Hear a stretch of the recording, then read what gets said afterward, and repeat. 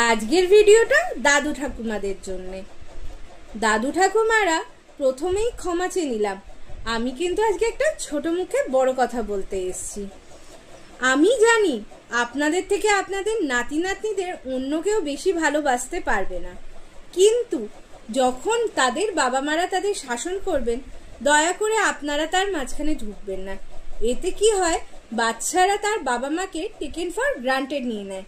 তারা জানে আমরা যা খুশি তাই করব, বাবা মাকে বকার জন্য দাদু ঠাকুমা তো আছে, কিন্তু এতে তারা কখনোই ভালো মানুষের মতো মানুষ হতে পারবে না। আপনারা তো আপনাদের বাচ্চাদের ভালো করে মানুষ করে নিয়েছেন, এবার আপনার সন্তানদের ওপর ছেড়ে দিন, তাদের পরের প্রজন্মকে মানুষের মতো যাতে তারা মানুষ করে উঠতে পারে। এই জন্যে আপনারা একটু বাবা মাকে স্বাধীনতা দিন। আর ভালোবাসার জন্য তো আপনারা আছেন।